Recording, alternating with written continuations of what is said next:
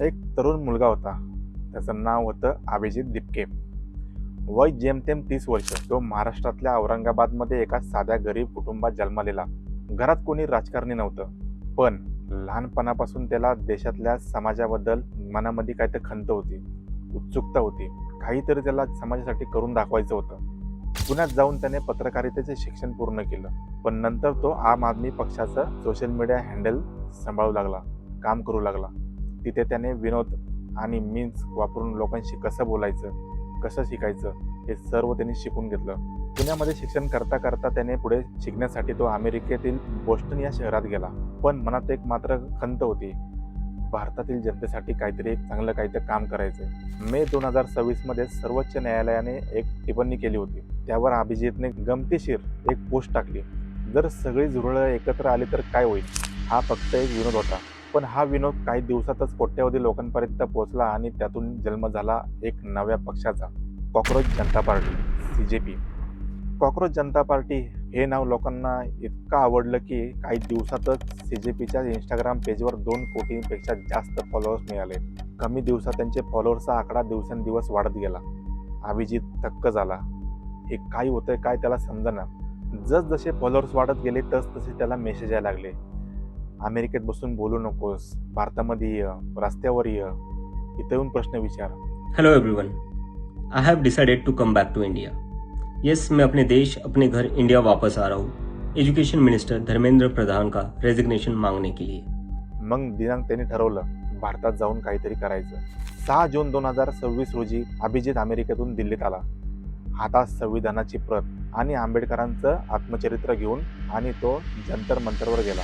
शिक्षण मंत्री धर्मेंद्र प्रधान यांनी राजीनामा द्यावा अशा घोषणा दिल्या, पण गर्दी फार कमी होती. दुपारपर्यंत त्याची तब्येत देखील बिघडली आणि आंदोलन पूर्णपणे थांबून गेलं. लोक हसले आणि म्हणाले, ही चळवळ फक्त सोशल मीडिया पुरती आहे, प्रत्यक्षात काही घडणार नाही. पण अभिजितने हार मानली नव्हती. 20 जून 2026 रोजी तो पुन्हा जंतर मंतरवर गेला. यावेळी त्याच्यासोबत आले प्रसिद्ध समाजसेवक सोनम वांगचुक. त्यांनी 28 जून पासून उपोषण सुरू केलं. यावेळी आंदोलनाला ताकद मिळाली. देशभर त्याची चर्चा सुरू झाली. सोशल मीडियावर त्यांचे व्हिडिओ व्हायरल झाले. या आंदोलन उभं करत असताना दरम्यान अभिजितला टायफॉइड झाला, तरी तो थांबला नाही. त्याच्यावर शाई देखील फेकली गेली, पण त्यांनी आंदोलन सुरू ठेवलं. शाई फेकत असताना तो म्हणला की त्या महिलेला कोणी मारहाण करू नका, तिला काही बोलू नका. निळा रंग हा माझ्या समाजाचा आहे, माझ्या जातीचा आहे. पण वांगचुक यांची अचानक तब्येत बिघडली. त्यांना रुग्णालयात न्यावं लागलं. तरी त्यांनी तिथं हॉस्पिटलमध्ये 27 दिवस उपोषण सुरू ठेवलं. पण हॉस्पिटलला नेत असताना त्यांनी जंतर मंतरला पोलिसांनी ज्या प्रकारे त्यांना नेलं ते पाहून समाज एकदम चिडून उठला. हुकुमशाहीच्या प्रकारे त्यांना वागणूक देत होते. अभिजितचा देशभर दौरा सुरू झाला.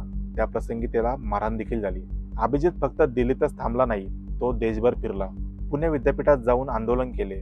स्वतःच्या गावी छत्रपती संभाजीनगर इथेही आंदोलन केले आणि राजस्थानच्या जयपूरमध्ये पोहोचला.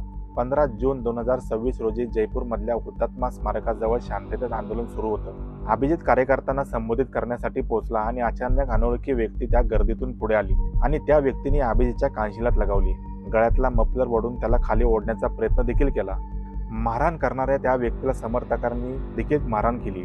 अभिजितला समर्थकांच्या खांद्यावरून खाली ओढण्याचा त्या व्यक्तीने प्रयत्न केला, पण जमावाने त्या व्यक्तीला मारहाण केली आणि त्या गर्दीतून त्या व्यक्तीला बाहेर नेऊन पोलिसांच्या ताब्यात दिले. या घटनेचा व्हिडिओ सोशल मीडियावर वेगाने पसरला. जागेवर मोठा गोंधळ झाला आणि तणाव देखील निर्माण झाला. कार्यकर्ते संतापले. पोलिसांनी हल्लेखोराला ताब्यात घेतले. मारहाणीनंतर अभिजितची पहिली प्रतिक्रिया होती, शारीरिक हल्ले हे भीतीचा आणि भ्याडपणाचं लक्षण असतात, असं तो म्हणाला. पण तो घाबरला नाही. उलटा आंदोलन आणखी जोमाने पुढे गेले. एका मारहाणीनंतर ते आंदोलन इतकं प्रसिद्ध झालं, सोशल मीडियावर एवढा व्हिडिओ व्हायरल झाला की त्याला लोकांचा अजून प्रतिसाद वाढत गेला. जसजसं त्याचं आंदोलन पुढे जात होतं तसतसा लोकांचा प्रतिसाद देखील त्याला वाढत होता. 20 जुलै रोजी चलो संसद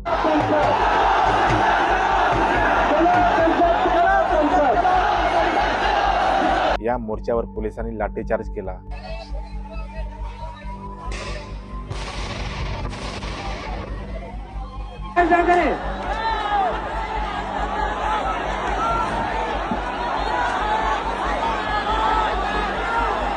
लाठी चार्ज! अरे क्या कर रहे हो आप? क्या कर रहे हो? क्या कर रहे हो? क्या कर रहे हो? क्या कर रहे हो? हे बघून देशभरातले तरुण चिडले आणि पेटून उठले आणि मग जंतर मंतरवर हजारो विद्यार्थी जमा झाले. महाराष्ट्र, राजस्थान, पंजाब, बिहार, कर्नाटक, तमिळनाडू सगळीकडून जे आंदोलन आधी फक्त ऑनलाईन होतं ते आता रस्त्यावर खऱ्या प्रकारे उतरलं होतं. रस्त्यावर लोकांचा संताप देखील उतरला होता. घराघरातले विद्यार्थी, झेंजी मुलं ही रस्त्यावर उतरून अभिजित दिपकेच्या मागे ठामपणे उभी राहिली होती. अभिजित आता हा आंदोलनाचा सर्वात मोठा चेहरा बनला होता. आंदोलन एवढं चिघळलं की देशभरातून त्या आंदोलनाला खूप मोठा प्रतिसाद मिळाला. वाढत्या दबावामुळे सरकारला बोलणी करावी लागली. सरकारने काही मागण्या मान्य देखील केल्या आणि अखेर 25 जुलै 2026 रोजी ती सर्वात मोठी मागणी पूर्ण झाली. शिक्षण मंत्री धर्मेंद्र प्रधान यांनी राजीनामा दिला. झाल्यात. आताची मोठी बातमी आपण बघतोय, धर्मेंद्र प्रधान यांनी राजीनामा दिलेला आहे. जंतर मंतरवर जल्लोष सुरू झाला. लोक नाचले, गायले, आंदोलन संपलं. एका साध्या कुटुंबातल्या अभिजितने दाखवून दिलं, जिद्द ठेवली तर आपण काहीही करू शकतो. दिपकेला एक फोन आला. धर्मेंद्र प्रधान यांनी राजीनामा दिला. त्याच वेळी त्यांनी जल्लोष साजरा केला आणि माईकवर तो एक वाक्य म्हणाला, दुनिया झुकती है पण झुकाने वाला चाहिए. हम कहना चाहते हैं, झुकती है दुनिया, झुकाने वाला चाहिए. या वाक्याचे त्यांनी बोलल्यानंतर एकच त्याला जल्लोष सुरू झाला.